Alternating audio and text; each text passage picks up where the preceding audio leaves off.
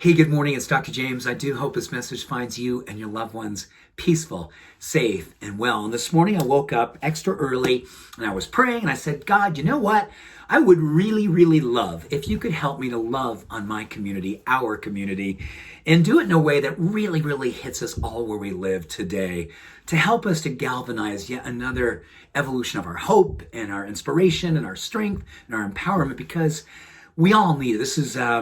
This is a really difficult time, and the time continues where you don't know which day it is, you're wondering if you're coming, you're going, and if you're not a person who's on the front lines in medicine or out in the grocery world and the food service and the delivery world and post office and all those spaces that are literally keeping us moving forward, keeping us alive on many levels and with many, this is a time that the rest of us who may be spending more time at home than we ever thought we'd ever have, and you've already cleaned the pantry, you've organized the closet, you got the garage looking awesome, and now you're saying, all right, what else can I do? Well, this is a study for you and I to help us to use this time to really be more of a beneficial presence on the planet when you're wondering what you could be doing. And I'm going to share this study because this is an answer to prayer, because I love you and I want you to really feel like there is a little bit of time, even just a few minutes a day, that you're carving out to do something really cool based on this study. And this is cool because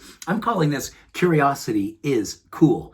Because my wife and I have been, we didn't even know this study existed, but a few weeks ago, she started doing sign language training online with a dear friend, and I started learning Spanish online, and so I'm putting some energy into that.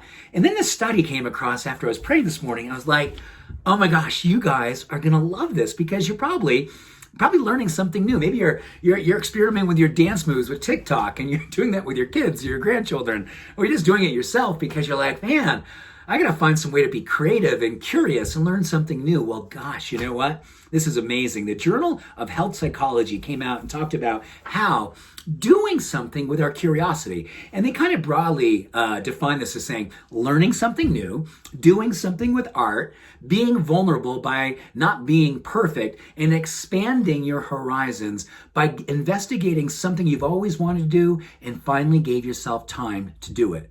Because many of us have more time than we ever thought we would ever have in our life. We're not commuting, we're not on airplanes, we're just gaining, if you will, at least 5 minutes, in some cases, hours each day. So here's what they found out. They did a study of 1,000 people. So it's a big study between the ages of 50 and 86.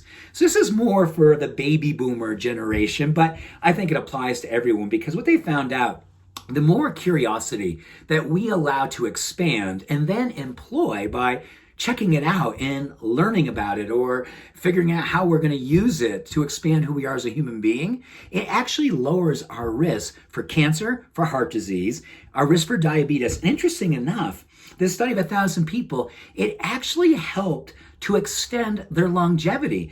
And it associated with their immune system function and their heart function and fighting inflammation.